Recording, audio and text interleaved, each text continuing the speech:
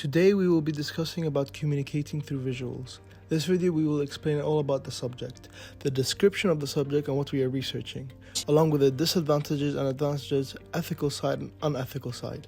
Now Mariam will be discussing the meaning of communicating through visuals. What is communicating through visuals? Visual communication is sending a message to your audience through visual elements, which can help in simplifying the complex ideas and increase audience involvement. The meaning of the visual part of the communication is that it is any action, item, or even a symbol that can be used to communicate between people. There are two parts for it to be considered visual communications. The first part is writing the message that you want to get across to your audience. The second part is the design you choose to communicate the message across with, and which can be by using appealing and eye-catching graphics that will engage the audience. Visual communication makes it easier for the audience to understand and consume the patterns of information in an efficient manner. Nonprofit, healthcare, and business consulting organizations use visual communications as a way to accurately present the information and to create meaning for the audience. These organizations use visual communication to attract audiences with diverse needs and backgrounds. To improve visual communication would be to try and incorporate the pre-attentive processing into the graphics. Pre-attentive processing is when your subconscious accumulates information from the environment and filters out what is most important about it, so it is noticing anything that stands out immediately. An example of pre-attentive processing is being to locate a bright green circle amongst a group of gray circles. That means that your subconscious has already accumulated all the information and has decided what is the most important, and that is the green circle from those gray circles. The opposite of the pre-attentive processing is attentive processing. That is when you have to closely observe and search through specific information or visuals to recognize the significant features or the importance of the message. Incorporating the pre-attentive process into your data figures and infographics will make it significantly effortless for the audience to understand the message and pinpoint the crucial information. Hello everyone, I'm going to brief you short on some of the examples of visual communication and how they benefit. The first one is art. Art is an example of communication through visuals.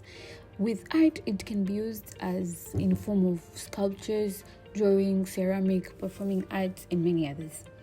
Art can be used to deliver a certain information to a group of people, audience, with proper interpretation of the art that is displayed. It can help to communicate with the specific group of people that is intended to. The other example is infographics. Infographics is a compound of information and graphics. So it's a graphic visual presentation of information or data. The use of infographic is just to ease in the overview of specific topic being delivered to the audience. It can be through imaginary charts and minimum texts. The other example is mind maps. Mind maps is an example of communication through visuals in which the core concept in the center is used to link other concepts or ideas in a non-linear way. The use of mind maps in a visual presentation is beneficial since it enhances fast flow of information in an easier way, and it can also create proper planning, brainstorming, and good teamwork. The other example of communication through visuals is data visualization. With data visualization, it's a quantitative information of data that is displayed in a graphics for interpretation in the real world. With data visualization, it helps to reduce the complexity of the statistical data when analyzing and interpreting the information. The other example of visual communication is visual cues. There are things that audience can actually see. We can take an example on when one is having a chat with an audience. He can use slides, hangouts, or speaker's body language, the speaker or the person who is presenting to the audience, how he's communicating with people, how he sits, how he raises his hand. That's another form of visual communication. The other last example that I have here is animation. Animation can be termed as the latest technique. It's a technological technique that is mostly used to create liveliness, more like a movie scene. With use of animations, it brings more contact and creativity through communication. It brings out listeners' attention and creates engagement. Why does visual communication matter? Visuals can help build understandings, but words alone cannot do it. It can help close the gap between concepts and words, especially when they attract listeners with different needs and backgrounds. It is clear that visual communication is top of importance to many. In addition to making the information more attractive, it has been repeatedly demonstrated that visual material can actually help in understanding the information.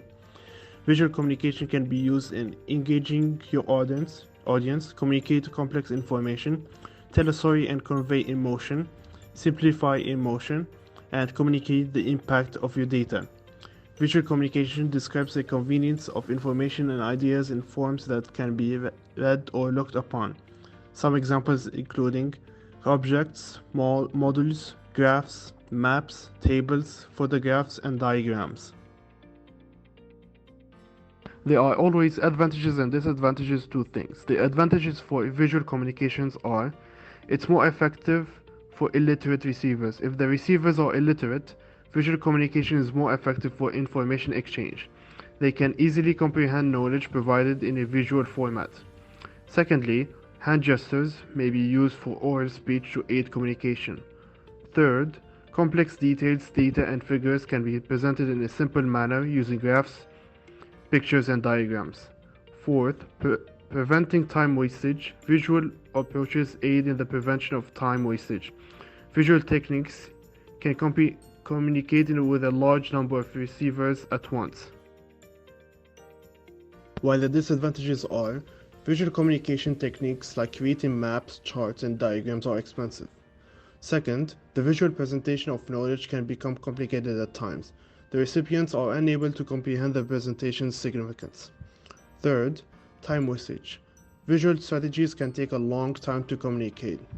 And fourth, difficult to understand. In visual communication, it's difficult to understand and needs a lot of repetition.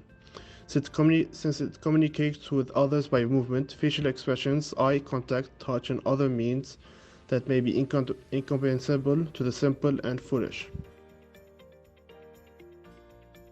How ethical is it?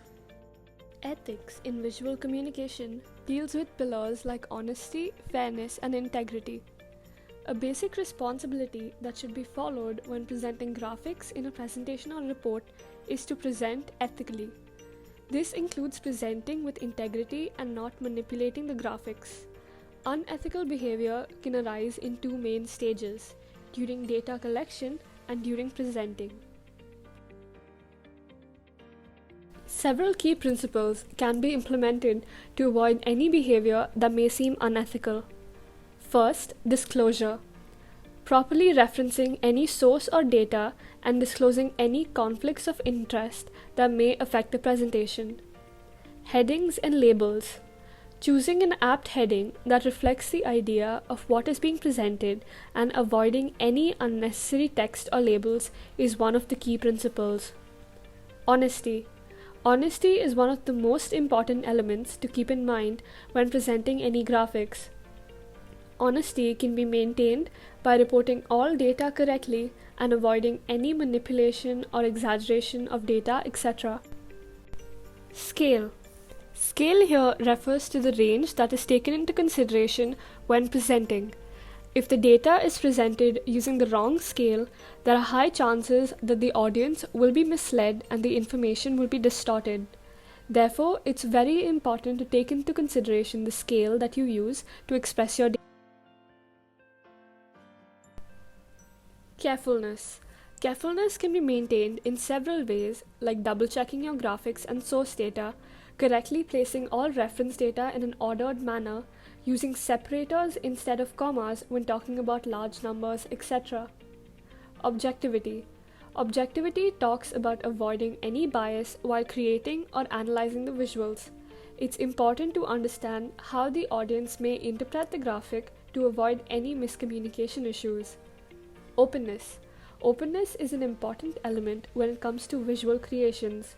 It's very important to make all graphs in text related to the graph and simplified in order to maintain audience attention. It's also necessary that one must be able to honestly answer any question related to the graphic that the audience may have. In conclusion, communicating through visuals is widely used to communicate with a variety of different people everywhere around the world. No matter where the individual is based, we are allowed to communicate with them. It does, however, has its disadvantages and advantages in general. As discussed, in this area of time that we live in has more advantages rather than disadvantages. This is because it is so convenient in this day and age to use communicating through visuals.